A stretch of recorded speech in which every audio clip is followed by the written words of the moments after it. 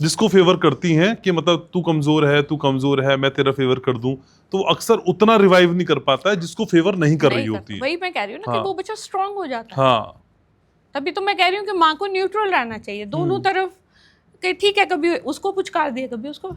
और मेरा एक असूल रहा है, दोनों गलती करते हैं ना, मैं दोनों को पीटती थी। मेरी चाहे लड़की थी, लड़की भी पिट जाती थी। अगर वो आपस में लड़ रहे हैं, हो जाती है बहन भाइयों में, हथम पत्ती भी हो जाती है। हाँ, रिश्ता ही ऐसा है। रिश्ता ही ऐसा है, ठीक है ना।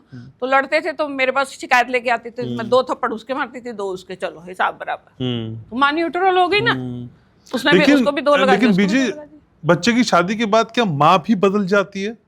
हम अक्सर कहते हैं बेटा बदल गया, क्या माँ भी बदलती है? उसका देखने का तरीका बदल जाता है? क्या करती है माँ, सोचती है, बदलती नहीं है। माँ सोचती है कि मेरे बच्चे का घर शांत रहे, तो मैं थोड़ा विड्रॉ कर जाती है। तो उसमें कईयों को लगता है कि माँ बदल गई या इनसिक्योर हो जाती है।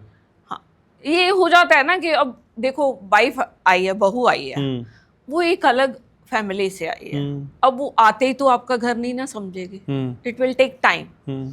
अब आजकल तो वही मैंने बताया ना कि शादी भी बड़ी लंबी, काफी एज हो जाती है। तब पहले क्या होता है, जब छोटा बच्चे की मैरिज होती थी तो बच्चे मोल्ड जल्दी हो जाते थे।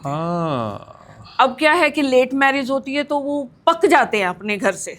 वो आदतें आपकी पक जाती हैं। अब उन पकी हुई आदतों को टूटने में भी तो टाइम लगेगा। अच्छा, तो आप कह रही हैं कि छोटी उम्र में की गई शादियां ज्यादा बेटर होती थी? यस, वहाँ बच्चा, अगर आप 22-23 की एज में अगर आप सोचते हो कि अब हम करियर तो साथ साथ भी सेटल हो जाएगा। अगर अब आप देखो, मेरी शादी 23 साल में हुई है, तो मैं I am enjoying my grandchildren. Even then मेरे बच्चों ने लेट मैरिज करी है। अगर वो टाइम नहीं करते तो आज मेरे बच्चे, मेरे ग्रैंड चिल्ड्रन मेरे गले के बराबर होते। I enjoyed that relation. आगे पता नहीं मैं जीऊँ ना जीऊँ।